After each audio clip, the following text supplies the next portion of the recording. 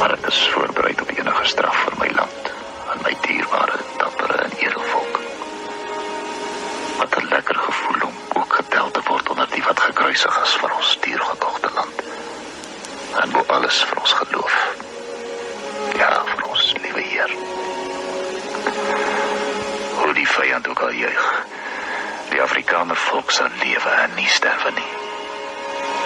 Ek vra, is dit moontlik dat ek my kan verdedig teen die valse beskuldigings en valse getuies, terwyl my getuies nog in die veld is, en ook my dokumente en instruksies?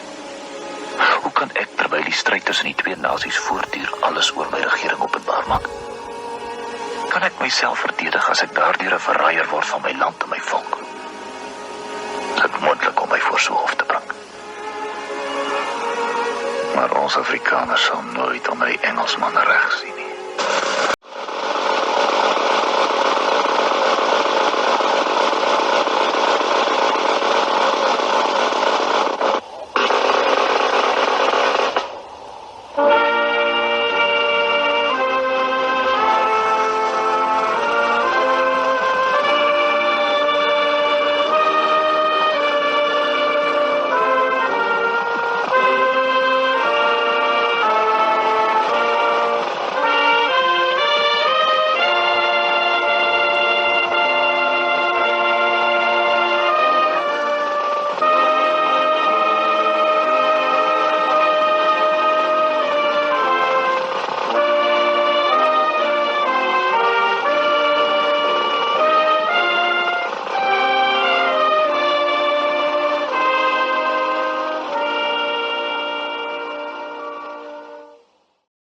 As ek moet sê dat ek bevrees is, geheel en al nie.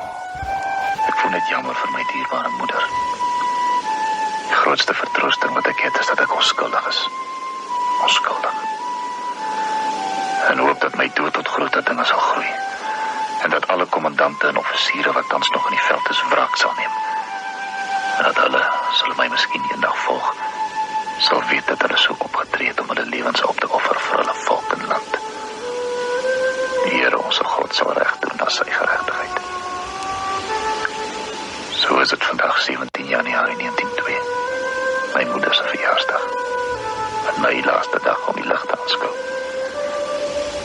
Maar dit is salig om daaraan te dink, en 'n mens kan wens dat dit reeds tyd is om die verwisseling te maak en die sondige aarde met die vreeslikheid wat nou geskied agter te laat. Ook is ek tevrede in die wete dat ek my volk en regering getrou gedien het. As ek geweet het dat ek so onskuldig ter dood gebring sou word, sou ek voorwaar die vyand nog meer verwoes het as wat ek gedoen het. Die beskuldigings teen my en wat ek gedoen het, was alleen dat ek my instruksies uitgevoer het. Toe die Engelsman ons wonings afgebrand het, was dit wettig en veroorloof. Maar as ons wonings afbrand, is dit brandstigting. Selfs al was dit my beveel om dit te doen.